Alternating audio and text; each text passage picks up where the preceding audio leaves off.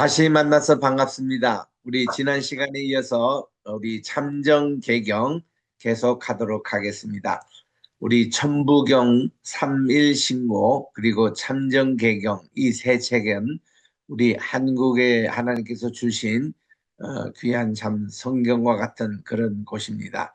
우리 참정 개경은 우리 잠언서와 같은 홍익인간의 그런 정신이 잘 반영되어 있는 그런 책으로 계속 우리 읽겠습니다. 지난 시간에 우리가 믿을 신자와 옳을 의자, 신의에 대해서 공부를 했습니다. 우리 창세기 15장 6절에 아브라함이 이를 믿으니 하나님이 이를 의로 그의 의로 여기셨다 그런 말씀이 나오는데 그와 대해서 제가 설명을 했습니다. 의는 믿음으로 말미암아 살리라 그 말씀입니다. 자, 그다음 이제 57사 여기 보면 정직이라는 것이 나옵니다. 우리는 정직하게 살아야 되죠. 정직 무사라. 정직은 바르면 사사로움이 없고 또 곧으면 굳음이 없는지라. 물은 의로움은 발음으로서 뜻을 세우고 또 곧음으로써 일을 처리하여 그 사이에 사사로움과 구범이 없으므로 차라리 일이 이루어지지 않을지언정 남에게 신의를 잃는 일이 없느니라고 말씀합니다. 우리는 참 이 정직이 참 중요하죠. 거짓은 우리는 버려야 합니다. 죽도록 우리는 정직하게 살아야 합니다. 그 다음 공념입니다. 공은 치우치지 않음 이 공이고 름은 깨끗함이라는 것입니다. 공으로서 일을 보면 사랑과 미움이 없고 깨끗함으로써 물건을 대하면 사사로운 욕심이 없나니 사랑과 미움이 없으면 사람들이 그 의로움에 순종하고 사욕이 없으면 사람들이 다 그 깨끗함을 믿느니라 이렇게 말씀하고 있습니다. 자, 요때 우리가 참전개경 우리 처음 시작할 때 제가 말씀을 드렸는데 조금 더 설명을 하면은 참전개경은 이거는 우리 그 단군 할아버지 때부터 이렇게 내려왔던 그런 가르침입니다. 이것이 우리 동양의 사서삼경의 기초가 되고 또 명심보감의 기초가 됐다는 말씀을 지난 시간 드렸는데 오늘날 이렇게 우리 참전 개경을 읽을 수 있는 것은 을파소 선생님의 영향이 많습니다. 이분은 고구려 9대 고국천왕 때 이거를 오늘날 형태로 정리를 이렇게 해 주셔서 우리가 좀 읽고 있습니다. 이 을파소 선생님 참 유명한 분이죠. 이분이 평안도 선천 지역에서 출생하신 분인데 일찍이 평안북도의 평안북도입니다. 가로 걸쳐 있는 묘양산 맥중의 백운산 중에 들어가서 하늘에 원도하면서 이 청경 신고에 면학하고 있었습니다. 어느 날 밤 자시에 홀련히 오색 구름에 군림하시어 내려오시는 국조 당군 성신을 참 알게 됐고 그 은연한 계시를 받아 어느 석굴 암벽에 하늘에 글을 이제 얻게 되었습니다.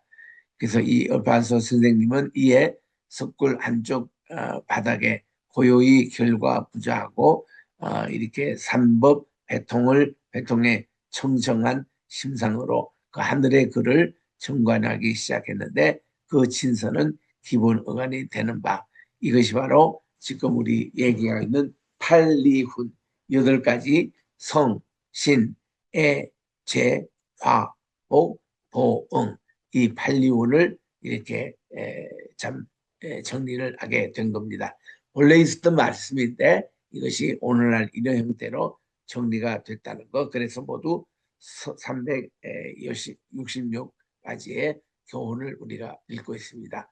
을파선 선생님은 이 같은 천서를 이 수학 정진하고 낱낱이 깨달음 받아 주소하고 말하기를 신시이와의 이 그 세상의 팔훈을 날줄로 하고 오사를 시질로 하여 이 날과 시 우리 배틀을 짤 때 우리 했던 날과 시 이거를 하여 그 교화가 크게 행하여져서 홍익재물 홍익인간 이것을 참전을 이룬 바 아는 것이 없다고 그렇게 함으로 이것을 오늘까지 전해지고 있습니다. 맨 밑에 둘째 줄에 그러므로 하늘은 비록 말이 없으나 하늘님은 오르락 내리락 하여 두루 보살피는 것이니 나를 알고자 하는 자는 열심히 인간 366사를 구함으로써 그 근본을 성실하게 하여 참전으로서 이 깨우침을 얻게 되는 것이라고 했습니다. 그 자기 수양에도 참 좋고 이렇게 또한 우리 널리 인륜 도덕을 가르치는 기본법이 이 참전 개정에 나온다 이런 것을 우리들이 볼 수가 있습니다. 자, 그래서 우리 오늘날 참전 개정 이것을 단군 예절 교훈 판리 366사라는 책명으로도 우리 1967년 12월에 박노철 선생님이 편집하고 권선정 선생님이 발행이 되어서 안호상 그 문교부 초대 장관 이분의 감수를 맡아서 단군 예절 교훈 학습연구원에서 출판이 된 바 있습니다. 비매부로 했고 그 후에 또 1984년도에 송호수 선생님이 이 삼화 개경 개천경이라는 책으로 이 천부경과 삼일신고와 함께 참전 개경을 시화경이라는 제목으로 실어 출판해서 널리 알려지게 됐습니다. 그래서 여러분들이 이 참전 개경 혹은 판리운 이것을 검색하시면 다 볼 수 있는 공자나 노자의 글과 가르침이 석가의 글이나 깨우침이 판림에서 연유된다는 것을 우리들은 알아야 합니다. 그래서 우리 이것이 원본이고 여기서 이제 나온 것이 다 공자, 노자 그리고 이 불교의 석가의 글 이런 것으로 나왔기 때문에 굉장히 참 중요한 공부를 하고 있는 것이죠. 그래서 사서 오경은 이제 이게 BC 한 300년경 책입니다. BC 400에서 300년 사이에 세계적인 많은 그 어른들이 이렇게 계셨습니다. 그때 공자도 활동했을 때고 그리고 이 부처도 그때 활동했을 때고 또 소크라테스 아리스토텔레스의 원뿔이인 이제 그 그리스 고대 그리스의 천인들 그때 활동할 그런 때고 성경적으로는 이제 에스라 니에미아가 지나고 나서 말라기 그때 이 해당되는 그때입니다. 사서삼경은 우리로 말하면 중간기 때에 그러니까 신약과 구약의 중간기 시대 때에 BC 300년경에 사서삼경이 기록이 됐는데 뭐 사서는 아시는 대로 논어, 맹자, 대학, 중용입니다. 오경은 시경, 또 서경, 역경, 춘추, 예기 이렇게 되어 있고 악경이 포함되면 육경이라고도 합니다. 또 소학은 주희의 소학 대학 계제설 이력에 따라서 편집된 책으로 이거는 조금 연도가 늦습니다. 1187년도. 우리도 옛날에 서당에 다닐 때 소학을 공부했거든요. 이게 소학은 1187년 중국 남송의 학자인 주희의 감수하에 그의 제자에 된 유자징이 편집한 동용용 수신 교재였습니다. 내용은 크게 내편과 예편으로 구분되는데 소학은 고려 말 때 유립되어서 조선시대의 소학 성당의 원칙에 따라 정책적으로 크게 장애가 됐습니다. 이 소학은 우리 지금 읽고 있는 참전 개정 거기서부터 원뿔이고 그리고는 유교의 도덕적이고 실천적인 배움의 내용을 강조하는 수신서로서 성리학의 뜻을 둔 유생뿐만 아니라 민간에까지 널리 읽힌 충효사상 중심한 유교 윤리관을 볼 수가 있습니다. 그리고 명심보감은 고려 충렬왕 때에 편집이 됐습니다. 명심보감이라는 것을 우리말로 풀이하면은 마음을 밝혀주는 보배로운 거울이라는 뜻이죠. 이래서 이거는 아동의 학습을 위해 고전에 나오는 좋은 말과 글귀를 편집해서 만든 책으로 고려말과 조선시대 서당과 민간에서 아동들의 기본 교재로 많이 사용됐습니다. 그래서 우리는 초등학교 때도 명심보감을 읽었습니다. 이거 기본적으로 고전을 꼭 읽으라고 해서 우리 사서삼경 공부하고 그리고 소학 공부하고 명심보감까지 공부했지 않습니까? 이 저자가 충렬왕 때의 추적이라는 설과 또 명나라의 화자 법리본이라는 그런 이제 두 가지 설이 있는데 명심보감은 여러 판본이 존재하고 그에 따라 편수와 내용도 조금씩 차이가 있는데 19편으로 이루어진 판본이 가장 널리 사용되고 있습니다. 그래서 나머지는 꼭 이제 참고해 보시고 자, 우리 참정개경을 계속 우리가 읽습니다. 이제 59사, 366의 교훈 가운데 56구사를 읽습니다. 석절이라는 거 우리 많이 듣지 않는 일인데 이게 사람에게 의로움이 있다라는 인지유의라 이렇게 이제 그리고 유적지 전야라 이거 하면 마치 대나무에 마디가 있는 것과 같다는 것입니다. 대나무가 불에 타면 마디에서 소리가 나고 몸은 새가 될지라도 마디는 새가 되지 않습니다. 재가 되지 않습니다. 의로움이 어찌 이와 다를 수 있으랴. 사람이 절개를 아끼는 것은 절개를 무너뜨림으로 이 세상에서 믿음을 잃을까 두려워이라. 그리고 64에 불의가 있습니다. 불의란 남에게 두 가지 행동을 하지 않음이라는 거죠. 흐르는 물은 한 번 가면 되돌아오지 않습니다. 의로운 사람은 한 번 승낙하면 다시 고치지 않고 그 길로 그대로 갑니다. 그러므로 끝마침을 잘하는 것이 중요한 것이 아니라 그 처음 시작이 중요합니다. 초지일간이나 말이 있잖아요. 첫 번 뜻을 그대로 이제 이행하는 것. 그게 불입니다. 그 다음 무친이라는 말이 있죠. 친이라는 것은 친족과 친근한 사람이라는 뜻입니다. 그 친자의 한문도 보면은 설입자의 나무 목자 그리고 볼견자입니다. 나무 위에 서서 이렇게 아들이 돌아오는가 돌아오지 않은가 보는 아버지의 부친의 그 심정, 하나님의 그 심정 이런 것이 친인데 의로움은 친하다 하여 가까이 하지 않고 멀다 하여 물리치지 않습니다. 의로우면 비록 멀더라도 마음이 서로 화합하며 의롭지 않으면 비록 친하더라도 반드시 버리게 되는 것입니다. 사기라는 말이 있어요. 사기, 자기 몸을 분별지 않음이라는 말입니다. 사람이 이미 남에게 마음을 허락하고서 이로 인하여 환난을 겪게 되면 몸과 의를 함께 보존할 수는 없게 된다니 소위는 의를 버립니다. 그리고 몸을 보존해요. 밝은 일은 이것은 이제 군자 이런 사람들은 이런 몸을 버리고 의리를 온전히 지키는 것입니다. 이거를 사기라 그래요. 그리고 이제 허광이라는 말 63사에 나옵니다. 허광이란 헛된 말로 사람을 속이는 것입니다. 바른 사람이 나를 믿으면 나도 그 사람을 믿으며 바른 사람이 나에게 의로우면 나도 또한 그에게 의로워하고 바른 사람이 어려움을 당하면 나는 마땅히 그 어려움을 구해야 합니다.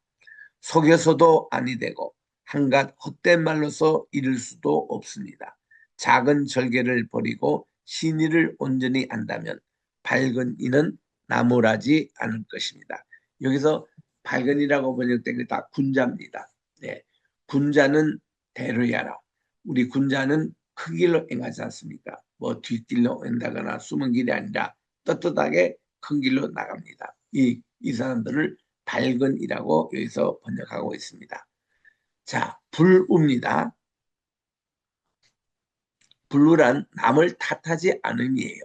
의인은 스스로 바른 중심을 잡아 마음을 결단하고 일에 임하나니 일의 길흉과 성패가 남에게 매인 것이 아니므로 흉하더라도 남을 원망하지 않고 실패하더라도 남을 탓하지 않는 것입니다. 이게 불우예요. 얼마나 멋있는 인생입니까? 그 다음 또 체담을 우리에게 교훈합니다. 체담이란 남을 위해 걱정을 부담함입니다. 착한 사람은 억울함이 있어도 스스로 변명하지 못하고 바른 사람, 군자는 위급한 일이 있어도 스스로 구제 못하나니 이게 이 군자가 이를 가벼이 여겨 그 걱정을 부담하는 것은 의로움이라고 그렇게 가르치고 있습니다. 그 다음 약입니다. 약은 약속이에요. 믿음의 좋은 매개요. 믿음의 엄한 서성이며 믿음의 근원이자 믿음의 영원이라고 할 수 있습니다. 이게 약속이 우리 성경적으로 말하면 언약입니다. 하나님의 언약. 매개체가 없으면 합디지 못하고 서성이 아니면 꾸짖지 못합니다. 물의 근원이 없으면 흐르지 못합니다. 이 영혼이 없으면 태어날 수가 없습니다. 그 다음 이제 제2단으로 갑니다. 제2단의 이 약에 대한 이것을 이제 여러 가지 또 가르치고 있는데 이게 천실, 지중, 속단, 배망, 중시, 천패 그리고 제야, 촌석, 하회, 찰합 이렇게 있는데 천실이란 뭐냐 하면 실천하는 것은 약속하는 것을 이행함입니다. 언약을 맺었으면 그거를 실천합니다. 때에 맞게 나아가 약속된 일을 깨끗하게 끝마치면 어긋남도 없고 틀림도 없으며 남의 헐뜯음도 없습니다. 지중이란 약속을 지킴에 있어서 중도가 있음을 말합니다. 약속했다가 중간에 이르러 멈추고 고생이 싫어서 멈추며 상황이 변하여 멈추며 또 헛된 말을 듣고 멈추는 것은 모두 중도가 아닙니다. 그러므로 이를 아는 이는 스스로 경계한다.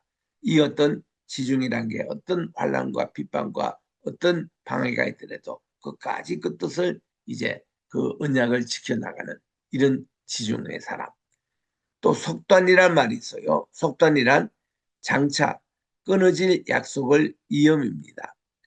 바르고 큰 약속이 서게 되면 간사니가 이를 막아 농간함으로써 한쪽으로 의심을 품어 약속이 장차 끊어짐에 이르러서 이게 군자는 정성과 믿음으로써 의욕을 풀고 깨우쳐 자연스럽게 처음으로 돌아가 그 약속을 계속 이어나는 것을 속단이라고 그렇게 말합니다. 그 다음 또 배망이 있어요. 배망이란 바쁨을 물리치고 초연히 약속에 임함이라. 사람이 믿음으로 성품을 지키면 일에 질서가 있고 이지에 어긋남이 없으므로 스스로 바쁘다 해서 이제 약속을 어기는 일은 없습니다. 혹 생각에 막힘이 있더라도 마침 달이 지나가는 구름을 꿰뚫는 것과 같으니 믿음이 적은 사람은 애써 고생한 뒤에야 약속을 이루어 짓는 것입니다. 또 중시가 있어요. 중시란 보고 또 보고 보는 것입니다. 약속을 보기를 귀중한 물건을 즐겨 보듯 하고 살피고 또 살펴야 합니다. 장차 할 약속은 이 영으로 보고 미리 이미 한 약속은 마음에서 보며 약속한 때가 이르면 기운으로 보아야 한다고 가르치고 있습니다. 그 다음 전패입니다. 천패입니다. 이거는 사람이 약속을 깨뜨리는 것이 아니라 하나님께서 약속을 무너뜨리는 것이라는 겁니다. 하나님이 무너뜨림으로 원래 약속을 아직 이루지 못했다면 하나님의 소리를 듣고 그만둘 것인가? 하나님께 아뢰고 다시 할 것인가? 큰 약속은 하나님의 명령을 듣고 따르며 작은 약속은 하나님께 아뢰어야 한다는 것입니다.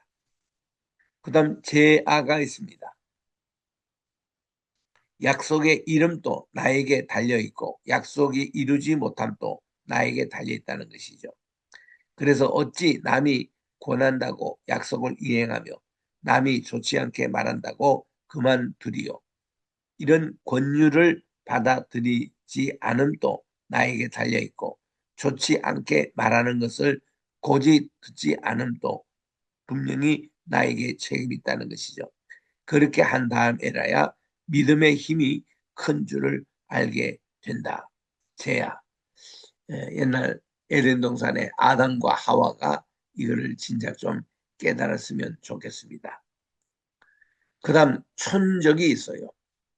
촌적이라는 것은 촌은 미료의 헤아림이고 적은 마땅함이라는 뜻입니다. 즉 찬 그릇으로서 도움을 기약할 수 없고 약함으로써 강함을 기약할 수 없으며 서먹함으로써 친근함을 기약할 수 없고 가난함으로써 부유함을 기약할 수 없지만 비록 차고 약하고 서먹하고 가난하나 할지라도 능히 따뜻하고 강하고 친근하고 부유한 것에 온전히 기약할 수 있는 것은 그 믿음과 정장이 서로 알맞음으로 미루어 애를 수 있기 때문입니다.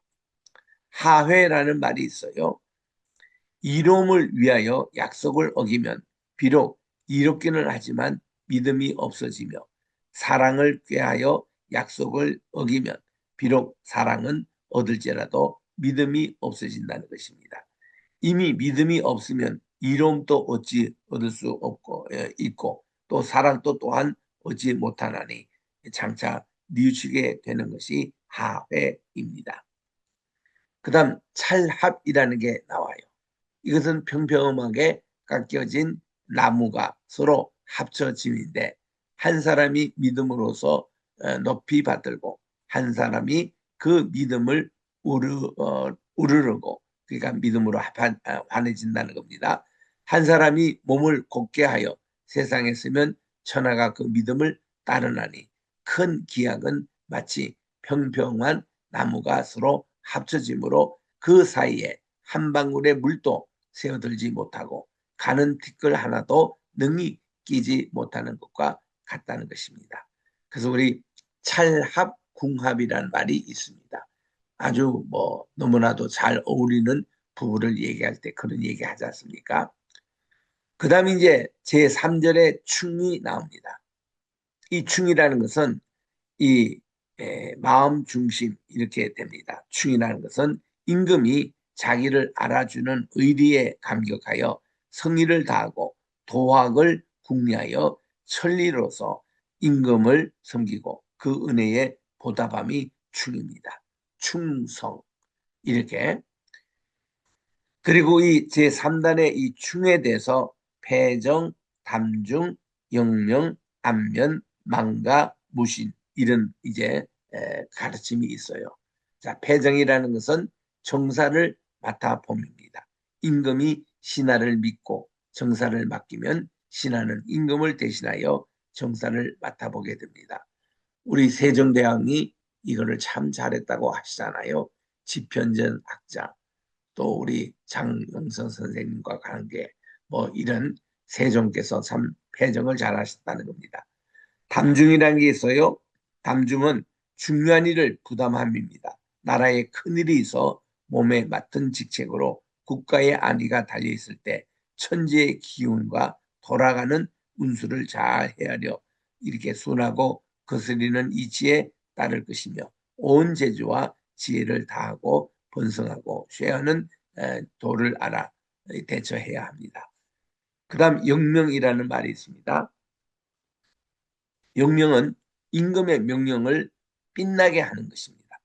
외국의 손님을 맞이하여서도 부드럽게 회유하여 교섭하고 나라 밖에 가서는 잘 분별하며 대처함으로써 위기를 막아내는 참 이 외교의 특출한 이것을 우리가 뜻을 때 영명이라고 말합니다. 충성된 마음이 날로 빛나게 하고 그 기운은 서리빨과 같이 위험 있게 가져 임금의 명령을 전하게 널리 떨쳐야 합니다.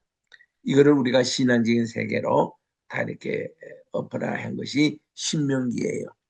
신명기 나오는 말씀이 모세가 그 이제 가나안 땅에 들어가는 2세 아이들, 이 아이 세대들에게 주신 하나님의 말씀인데 하나님 말씀을 영명으로 우리들은 빛을 내야 합니다. 안민이 있어요. 안민이라는 것은 우리 많이 쓰는 말씀인데 그 백성들을 무사하고 평안하게 함인데 임금께서는 자기를 믿어주는 의를 지키며 지켜서 백성들에게 도덕을 펴고 교화를 행하며 생업을 이렇게 격려하는 이것을 다 안민이라 그럽니다. 또 망가가 있어요. 이거는 어진이가 있으면은 임금께 청구하여 집에 머물러 있지 말고 재물이 있으면 공익에 보태어 사사롭게 경영하지 말며 인재가 아니면 친척이라도 청구하지 말고 임금께서 하사하시더라도 받지 말아야 한다. 이게 망가라고 합니다. 무신입니다. 무신이란 임금께 몸을 바침으로써 자기 몸이 있음을 알지 못함입니다. 임금의 명령이 있으면 괴로운 것이라도 사양하지 말아서 하며 또 평안하고 즐거울 때에도 근심 있을 것을 잊지 말아야 합니다. 마음이 항상 튼튼하여 그 튼튼함이 점차 쇠약해지는 줄을 몰라야 하며 마음이 늙지 않아서 늙음이 장차 오게 됨도 몰라야 합니다. 그 다음 이제 제4절에 열이 있습니다. 열이라는 것은 우리 열부, 즉 절개가 굳은 아내이니 열부는 그 남편에게 절개를 지켜 목숨을 잇는 이도 있고 남편의 뒤를 따라 삶을 버리는 이도 있답니다. 혹 초혼이든 혹 재혼이든 처음에 잘 맞거나 맞게 가는 이가 이나 혹은 제가 하더라도 그 돈은 오직 남편에 대한 믿음에 있다는 것이에요. 그래서 이 열에 대한 내용들을 비누, 육친, 사고, 고정, 일구, 멸시 이걸로 자세히 또 논하고 있습니다. 비누란 뭔가 하면은 이제 손님으로 대접하다, 대화다 이런 뜻인데 아내가 남편 공경하기를 손님 대하는 예로서 하는 것을 비누라 합니다. 가난하여 천하더라도 더욱 사랑하고 늙어갈수록 더욱 공손히 받으며 아들, 딸이 집에 가득하여도 오히려 친히 음식을 갖추어 드리는 이런 것을 비누라고 그래요. 아주 모범적인 아내상이죠. 육친이 있습니다. 육친이란 아들을 잃은 시무보를 잘 봉양함입니다. 금석같이 믿고 언약하다가 애다가 남편이 세상을 떠나면 홀로 살고 싶지 않더라도 늙은 시무보들을 친어버이같이 극진히 봉양하며 살아서 남편의 몸을 대신해야 하는 것을 육친이라 그렇게 합니다. 사고는 뭐냐? 사고는 유복자를 보존하여 남편의 뒤를 잇게 하는 것인데 인류는 대를 잇게 하는 것보다 더 중요한 것이 없고 신의는 유복자를 보존하는 것보다 더 큰 것이 없으니 사람의 일에 윤리와 신의를 지키고 또 천리의 바른 법도를 쫓아서 살아야 합니다. 그 다음 고정이라는 교훈이 있습니다. 고정은 절개가 굳고 거듭이란 뜻입니다. 마음을 굳게 하여 흔들림이 없고 절개를 곱게 하여 옮기는 일도 없으며 굳게 가진 한결같은 일념은 오직 그 남편에 대한 믿음뿐이니 눈으로 다른 일을 보지 않으며 귀로 자녀들의 말을 듣지 않는 이런 모습이에요. 참 이게 우리 신사임당과 같은 그런 현모양처 그런 참 부인의 모습이죠. 일구입니다. 일구란 뭔가 하면 원수를 친하게 한다라는 뜻인데 남편이 원한을 품고 죽으면 아내는 마땅히 그 원통함을 갚아 씻어 주어야 하는데 그 일이 오래되지 않아 원수되는 자가 뉘우치고 스스로 찾아와 용서를 구할 때 이렇게 사랑으로 용서하여 도를 이룬다면 이 군자도 이것을 어여삐 여기는 것입니다. 그 남편이 억울한 누명을 쓰고 세상을 떠나면 아내는 마땅히 그 치욕을 벗겨드려야 하는 것이요. 원수되는 이가 스스로 와서 그 사실을 감추지 않고 자세히 밝혀 바른 도를 이룬다면 이제 이런 군자적인 마음을 가진 분은 이를 어여삐 여기라는 것입니다. 용서해 주라는 것입니다. 멸신입니다.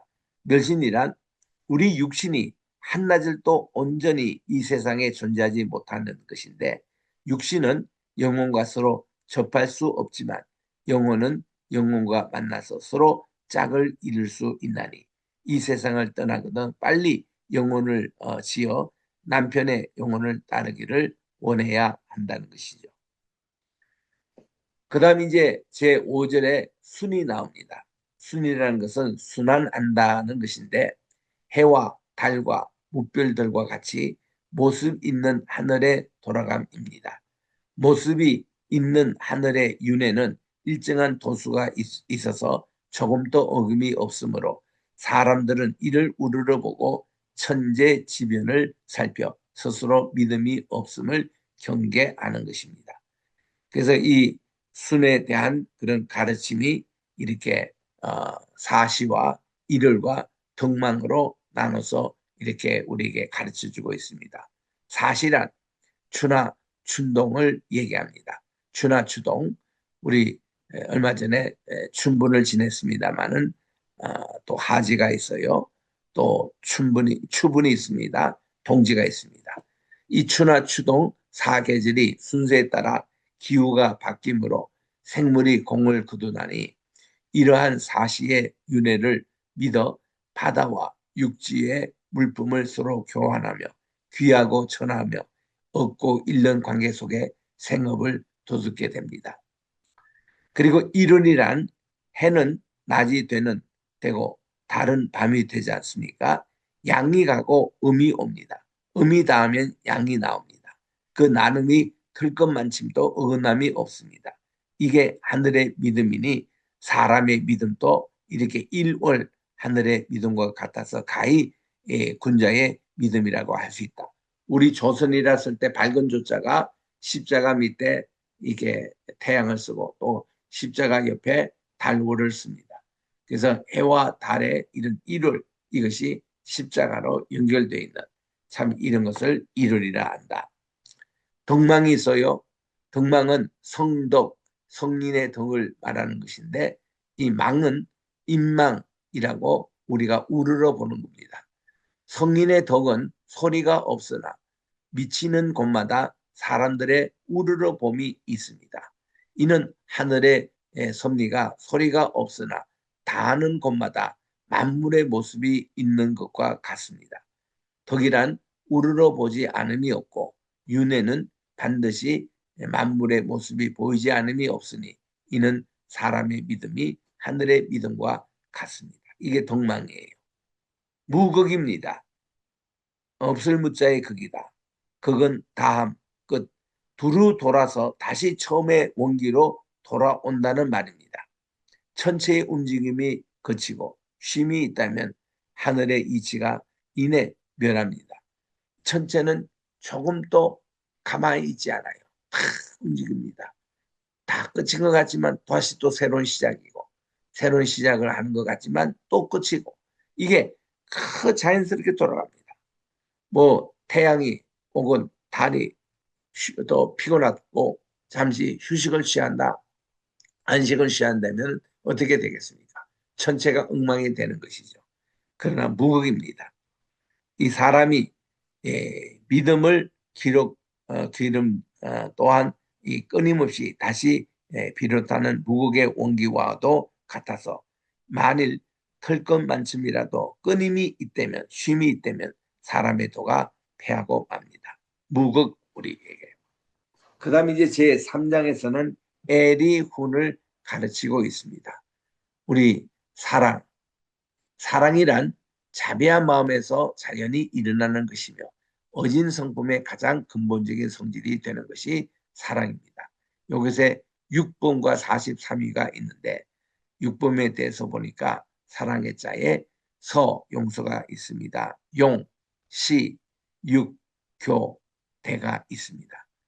이 서에 대해서는 용서함이라. 사랑의 첫 번째 교육이 용서입니다. 용서란 사랑하는 마음에서 연유하는 것으로 자비한 마음에서 일어나며 어진 마음에서 결정하고 참지 못하는 마음에서 참는 마음으로 돌아가게 하는 것이 이게 용서입니다. 제1범에 서가 나오는데 서에서는 또 다음과 같이 6가지 그런 항목으로 나눕니다. 유아, 사시, 기오, 장실, 심적, 유정이 나옵니다. 유아란 남을 나와 같이 생각하는 거예요. 그러면 용서가 되는 겁니다. understand는 말과 같아요. understand는 내가 그 입장에 나도 써보면 이해가 돼버립니다. misunderstand이라는 것은 내 그 밑에 서지 않고 위에 서면 도저히 용서가 되지 않아요. 그 처지를 이해하지 못합니다. 그 말이 여기 유아입니다. 나와 같이 이렇게 생각하는 understand. 유아는 남을 나와 같이 생각하면이 내가 춥고 더우면 남도 춥고 더운 줄을 알고 내가 배고프면 남도 배고픈 줄 알고 내가 어찌할 수 없는 일을 당할 때에 남도 또한 어찌할 수 없는 이런 사정이 있음을 알아야 합니다. 오늘 아침에도 제가 우리 한 목사님, 우리 저 예배 회복 본질 운동을 하시는 우리 한 목사님의 그 카톡을 이렇게 읽었는데 아이고 본인이 이렇게 또한 큰 수술을 하게 됐다는 것입니다. 그래서 기도를 해달라는 거예요. 그 바로 내가 답변을 했습니다. 환자 된 사람, 난 지금도 환자예요. 근데 환자의 심령을 더 얘기한다고 제가 간절하게 기도하겠다고 응답을 했어요. 그랬더니 곧바로 또 이제 또 답변이 오는 겁니다. 이렇게 우리의 그 마음을 같이 이해해 주는 거 얼마나 서로 격려가 되고 도움이 되는지 유압니다. 그 다음 이제 같이 가는 것이 용서와 관계되는 사시예요. 그러한 것 같다. 사시는 옳은 것 같으면서 그러고 그런 것 같으면서 옳은 것이니 사랑이란 무엇이든지 만물을 포용할지언정 만물을 내뱉지는 않습니다. 가까운 것은 100가지가 옳고 먼 것은 50가지 더 그러다 할 때 가까운 것은 끌어 인도하고 멀리 있는 것은 물리치지 않는 것이 마땅합니다. 이게 사시예요. 또 기호의 마음이 있어요. 이미 잘못을 안다는 것입니다. 기호란 잘못을 알고도 그릇된 길로 가는 것입니다. 그릇된 길로 달려감을 힘써 돌이키게 하여 처음 자리인 진실한 일에 그런 길에 바로 서게 하면 그 공이 바다를 헤엄쳐서 바다에 빠진 사람을 건지는 것보다 더 현명하다고 하는 것이 기호입니다. 그 다음 이제 우리 장실이라는 말이 있어요. 장래 욕심으로 바른 이치를 잃는다는 것입니다. 장실은 장차의 욕심 때문에 바른 이치를 잃음이니 절름발이가 중간에 머물러 미치지 못하는 것을 능하지 않다고 하면 옳으나 내닫는 사람이 지나치는 것은 능하지 않다고 하면 옳지 않나니 미치지 못하거나 지나치면 그 잘못이 비록 같다 하겠으나 중간에서 머무는 사람은 깨우쳐 주어야 하며 지나치게 내닫는 사람은 손짓하며 목적한 곳으로 이제 불러야 한다고 하는 것이 장실입니다. 또 심적이란 말이 있는데 마음의 표적이에요. 이게 용서의 법칙에 있어서 심적은 겉은 착하고 속은 악하여 드러내고 숨기는 것이 나타나지 않으니 이게 군자는 오히려 이를 알아보나니 물은 그 원천을 막으면 넘쳐 흐르고 풀은 그 뿌리를 끊어버리면 잎이 떨어지나니 이것은 자연에서 받을 용서의 법칙입니다. 이런 자연도 우리에게 용서의 교훈을 가르칩니다. 유정이 있습니다.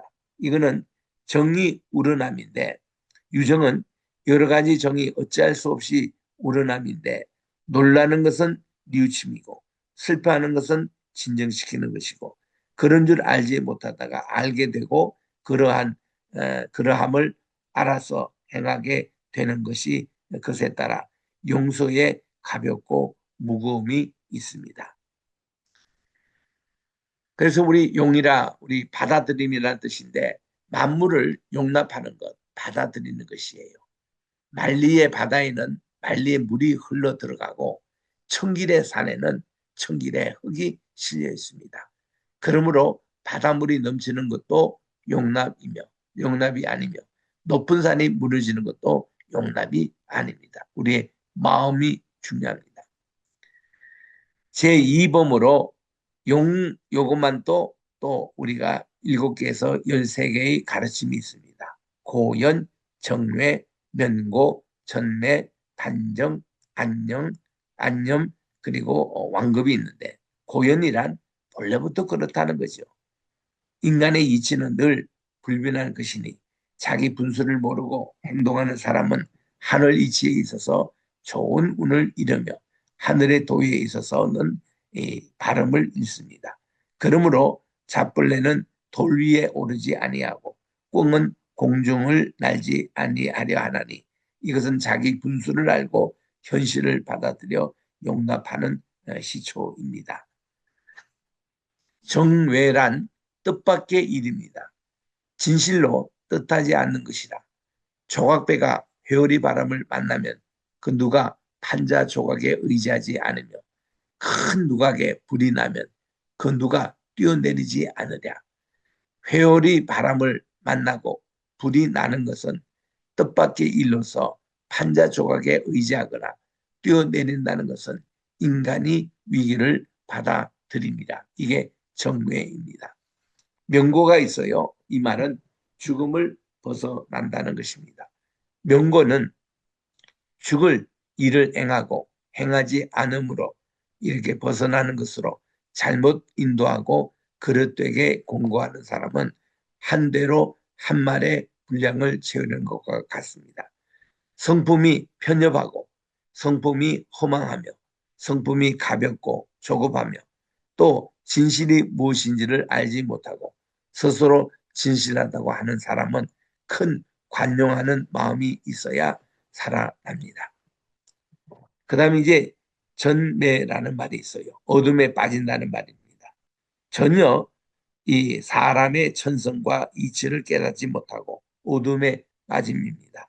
신령한 성품은 하늘의 이치를 간직하고 하늘의 이치는 사람의 도리를 간직하고 사람의 도리는 정욕을 감춘하니 그러므로 정욕이 심한 사람은 사람의 도리가 무너지며 또 하늘의 이치가 잠기고 신령한 성품이 파괴됩니다. 편안함을 이루고 그 혼돈을 막으면 스스로 용납함을 깨닫게 되는 것입니다. 그 다음 반정이란 말이 있어요. 이거는 중도에서 그침이라는 것입니다. 반정은 중도에서 그침이니 착하고 착하지 않는 사이에서 중립하여 나아감도 물감도 없는 사람은 능히 이 착한 것도 또 깨달으며 착하지 못한 것도 깨달으니 만물의 이치는 용납할 수 있으되 성품의 이치는 용납할 수 없습니다. 그러나 만물의 이치가 스스로 쇠하는 것을 주의하면 성품의 이치도 스스로 성대하게 될 것이니 용납이란 주의함이 있느니라. 그렇게 말씀합니다. 그 다음 안념이라는 게 있어요. 생각을 안일하게 하는 것입니다. 안념은 아니라는 생각을 너무 크게 하면 성품이 소멸될 것이며 너무 작으면 능히 뜻이 소멸되나니 성품과 뜻이 함께 소멸하면 그 존망을 분별하기 어렵게 되느니라. 사람이 이를 깨닫고도 아니란 생각에 크고 작은 마음의 불꽃으로 몸을 태운다면 그리고도 용납을 바란다. 이것은 그것을 용납할 자가 누구겠느냐고 반문합니다. 그 다음 완급이라는 게 있어요. 급하고 느리는 것입니다. 완이란 느린 경지를 얘기하고 급이란 급한 경지입니다. 급한 지경에서의 재앙은 사람이 용납할 수 있으되 느린 지경에서의 재앙은 사람이 용납하지 못한다는 것입니다. 그래서 우리 민족은 빨리빨리 문화가 이렇게 발전된 것 같습니다. 그래서 우리는 이런 급한 것이 재앙으로부터 조차행부터 빨리 그를 잊고 또 우리 천천히 이렇게 나가는 이런 것을 우리들이 그 재앙을 많이 당한 사람은 그렇게 하면은 살아남을 수가 없습니다. 그 다음 이제 제3절에 시가 나오는데 베풀 시자입니다. 베품이라는 게 굶은 사람들에게 먹을 것을 주어 구조하는 것이며 또한 덕을 펴는 것이니 굶은 사람에게 곡식을 주어 궁핍을 구제하며 덕을 펴서 성품의 이치를 밝게 한다. 우리 성경에서도 가난한 자, 과부, 이방인에게 손을 펴라고 했습니다. 그래서 우리 추수 때도 그들을 위해서 남겨두는 거예요. 그 여기에 대한 우리 또 14에 위해서 20일까지 교훈이 나옵니다. 요거 한번 또 읽어보시면 좋습니다. 거기 부혼이란 말이 나오는데 남에게 베풀고도 그 갚음을 바라지 않는 것입니다. 이게 부혼의 정신입니다. 그 다음 제4절에 보면 육이 있어요. 이거는 기술을 가르쳐 지키는 것입니다. 교육할 때 그 육자 아닙니까? 우리를 가르치는 거. 기술을 가르쳐 기능을 가진 사람으로 기름이란 사람은 일정한 기술의 가르침 없으면 그물에 별이를 달지 않는 것과 같으며 또 이 옷에 깃을 달지 않는 것과 같아서 제각기 자기 주장만 세웁니다. 분탕질을 합니다. 이로 말미암아 일정한 기술을 가르쳐 자기 주장을 삼도록 사람들을 보호하며 길러야 합니다. 우리는 이 교육이라는 게 있지 않습니까? 제4범의 이 육에 대해서 이렇게 얘기합니다. 도읍, 보산, 또 장근, 경타, 정로, 배유, 권섬, 관하. 이는 교육에 관한 거니까 쭉 한번 읽어보겠습니다. 먼저 도읍이라는 것은 직업을 인도합니다. 업이란 사람이 생활을 유지해가는 방법을 얘기하는 것이죠. 그래서 사람의 타고난 성품의 이치를 비록 같으나 성품의 질과 기운은 같지 않아서 억세고 또 부드럽고 강하고 약하게 행하여 가는 길이 각기 다릅니다. 기술을 가르쳐 크게 행하게 하면 성품의 질을 윤택하게 하고 성품의 기운을 안정되게 하여 비록 굴속을 처소로 하고 둥지에 살더라도 스스로 그 지금만은 번영되게 하는 것입니다. 보시는 산업을 보호하는 것입니다. 산업을 경영함에 실패하지 않으니라. 마음을 굳게 하고 뜻을 단단히 세워 함부로 물건을 팔고 사지 말아야 하며 한 산업을 오래 계속하면 밝게 통하게 되어 날로 이 진흥하게 하여 축소됨이 없으며 능히 그 산업을 보존할 것입니다. 장근이 있어요. 근면함을 장려합니다. 장근은 사람이 근면하도록 권장하며 길러 나아갑니다. 사람은 기술을 가르쳐 기르면 이 기술을 가진 그런 기능자가 되나니 비유하건대 이 봄철에 만물이 점점 자라남과 같고 먼저 낀 거울을 닦으면 밝은 것으로 바뀌는 것과 같으니 사람의 단점은 가리고 장점은 높이 드러내고 착함은 열어주고 능력은 찬양할지니라. 우리 참전 개경을 우리 그 많은 경영자들 또 경영 학교에서 가르치면 참 좋습니다. 이게 다 어떤 회사를 운영하는 원칙이 나오고 또 인사 원리가 나오고 그렇게 됩니다. 우리 경영학을 공부해 보면은 다 이런 교훈들을 우리들이 알아야 됩니다. 굉장히 유익합니다. 또 경타라는 말이 있습니다. 뒤떨어짐을 경계함인데 경타는 교육에서 뒤떨어지게 되면 경계함이에요. 교훈을 받다가 다시 돌아오고 깨졌다가 다시 잊을지라도 오히려 교육을 받지 않고 깨치지 않는 것보다 낫다는 겁니다. 이와 같이 이치로서 교육을 받으면 긴 어둠의 캄캄한 밤에 먼 곳에 번개불이 번쩍이는 것과 같이 이렇게 밝아집니다. 정로가 있어요. 노련한 기술로 안정을 시킵니다.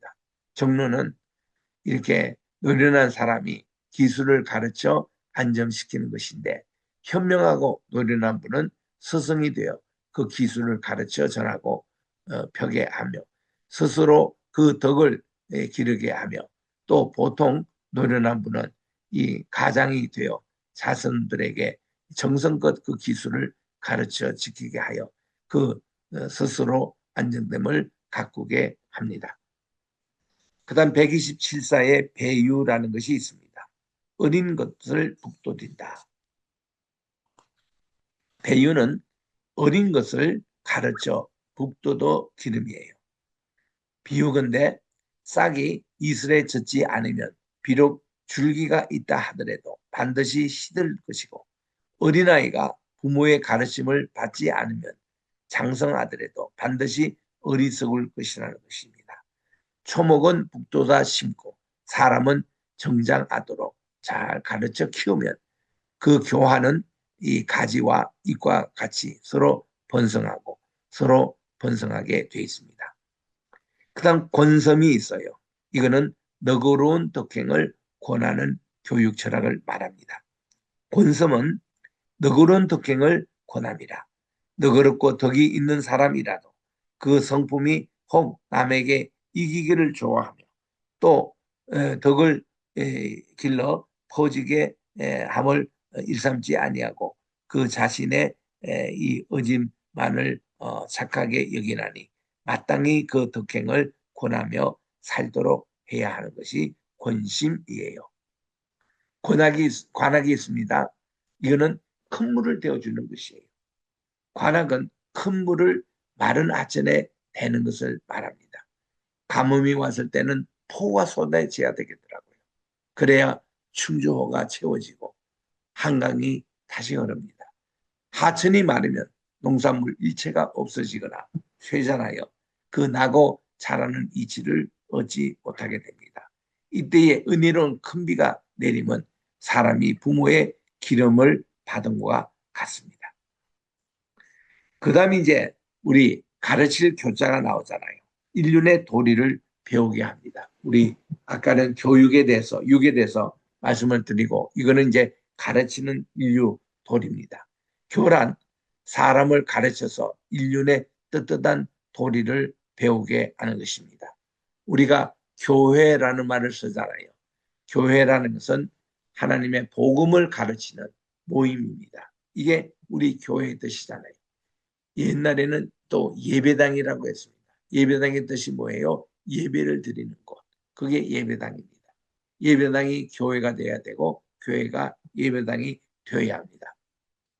이런 인륜의 떳떳한 도리를 배우게 함인데 사람이 가르침을 받아 배움이 있으면 100가지 행실이 그 근본됨을 얻고 배움이 없으면 비록 훌륭한 목공이라도 먹줄이 없음과 같아서 중심을 잡지 못하고 목공답지 못합니다. 이 가르침에는 기준, 이거를 잘 가르쳐야 돼요. 삶의 기준, 우리 목표의 기준, 이게 이제 우리 목공소에서 우리가 벽을 가지고 기준을 탁 잡지 않습니까? 그러면 그대로 나가는 거예요. 벽돌을 쌓더라도 이 기준이 딱 든든해야 벽돌이 제대로 쌓입니다. 예, 이런 과정인데 이런 이 가르칠 교자에는 고부, 양성, 수신, 주륜, 불기, 물태, 또 달면, 역수와 같은 이런 귀한 가르침이 있습니다. 이것도 우리 교육에 관계되니까 다 한번 읽어보겠습니다. 고부란 하늘이 준 성품을 돌아보는 거예요. 고부는 태어날 때 하나님이 내게 주신 성품이 있지 않습니까? 하늘이 사람으로서 태어날 때부터 부여한 것은 이치와 기운입니다. 모든 이치에 의하여 합하는 것이 없으면 모든 기운이 행하는 것도 부합되지 않나니 그러므로 이 상설은 이 타고남을 부리고 중철은 타고남을 거느리며 하철은 타고남을 돌봐보는 것. 그러니까 우리 하나님이 내게 주신 성품이 뭐냐 이거를 알고 우리들이 이거를 돌아보는 것입니다. 두 번째 양성입니다. 타고난 성품을 기른다는 것입니다. 양성은 타고난 이 천성을 넓히고 채우는 거예요. 우리 하나님께 이만큼 받았으면 그 다음 이거를 더 넓혀가는 겁니다. 경건의 훈련을 통해서 가르침을 통해서 배움을 통해서 넓혀나가고 채우는 것입니다. 천성은 원래 착하지 않음이 없으며 다만 인성은 선악이 서로 섞이어 물욕이 틈을 타나니 천성을 높이어 세우지 않으면 이 천성이 점점 달고 자라서 사라져 근본을 잃을까 두렵습니다. 그 다음 이제 수신이 있어요. 우리 수신 제가 치고 평천하라 이런 말도 있습니다만은 자기를 잘 갈고 닦는 거. 우리 사순절 때 수신하는 기간 아닙니까? 사람의 몸은 자신의 영이 거하는 집입니다. 마음은 그 몸 전체를 부립니다. 모든 것을 마음으로 말미암지 않고 아니란 뜻에 연유하여 방자한 기운으로 착하지 않는 행동을 갑자기 하면 근본 이치를 해치고 버립니다. 그러므로 자신을 바른 마음으로 완전히 수련하고서는 그 천성을 잃는 사람은 아직 있지 않습니다. 그 다음 이제 있는 게 주륜이에요. 일륜에 합하는 거예요. 주륜은 변함없는 일륜에 합합니다. 인간의 윤리는 사람의 가장 큰 의로움이니 만약 인간에게 윤리가 없으면 짐승과 같습니다. 그러므로 사람을 가르치는 데 있어서 반드시 인간의 윤리를 앞세워야 하며 이것으로서 서로 사랑하는 이치를 바르게 합니다. 이게 홍익인간이에요. 홍익인간의 사람을 이롭게 하는 기본 정신이 있지 않습니까? 이게 주륜입니다. 그 다음 불기가 있어요. 바라지 않습니다. 불기는 사람을 가르쳐서 버리지 않음인데 가르침이 아니면 영이 사람과 짝하지 아니하며 가르침이 없으면 마음이 사람과 합하지 않기 때문에 하늘의 신령함을 듣지 않고 또 전심을 바르게 지키지 않으면 불기의 이치를 알지 못한다. 이사야서 6장 10절 이하에 나온 대로 듣기는 들어도 그들이 깨닫지 못하고 보기는 보아도 보지 못하고 이런 말씀과 같습니다. 불기라는 게 있다고. 그 다음 물택입니다. 가리지 않는 것. 이것은 끼리 끼거나 꺼리 끼거나 또는 이 걸리는 것이 없는 것을 말함인데 교화를 널리 펴서 행함은 해 그림자가 물건을 따라간 것 같아서 물건이 없으면 이게 그림자도 없습니다. 어찌 어진 사람을 가려서 이를 가르치고 어질지 않는 사람이라 하여 가르치지 않아야 하냐. 그러므로 이 가르침이라는 것은 어리석음을 고치게 하고 어진 대로 돌아가게 함이 이게 물택입니다. 그래서 그 가리지 말고 열심히 잘 가르치라는 거죠. 달면이 있습니다. 부지런함의 동단인데 달면은 가르침에 힘쓰고 가르침에 동단하는 거. 이게 열심을 다해야 되는 거예요. 가르침대로 행하는 것은 가르친 것을 깨닫는 것보다 어렵고 또 가르침에 힘쓰는 것은 가르친 대로 행하는 것보다 어렵습니다. 그러므로 가르침을 동달하는 것은 가르침에 힘쓰는 것보다 어려우니 그러므로 가르침을 동달하면 능히 만물을 사랑하는 이치를 알게 된다. 지금 우리가 현재 공부하는 게 이게 다 교육이지 않습니까? 저는 이게 남을 교육하는 일에 50년에 이렇게 생애를 보내왔습니다. 참 이럴 때 때로는 많은 어려움과 있고 있지만은 저는 지금도 그렇습니다. 이 가르치고 이게 강의하고 여기 하면 내가 힘이 나요. 병원에 있을 때도 내가 힘이 나고 또 퇴원했으라도 이게 가르치고 이러면 막 힘이 납니다. 이런 우리 달면이 있어야 된다라는 거. 역수가 있습니다. 거둠에 또 힘써야 돼요. 역수는 가르침의 힘을 한 곳에 모아서 쏟아서 공을 거두는 것을 말하는데 그 교육의 열매입니다. 굴러떨어지는 돌은 능히 곱게 다듬지 못하며 구부러지는 벚나무는 능히 곱게 못합니다.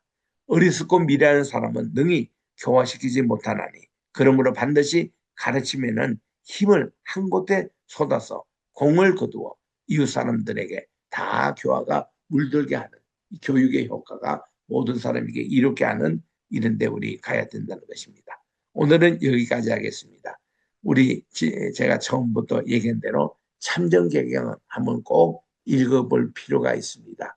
그래서 우리 시간이 좀 가더라도 이것을 읽고 다음 주에는 우리 기다린다 이 대에 대해서 우리 또 살펴보도록 하겠습니다.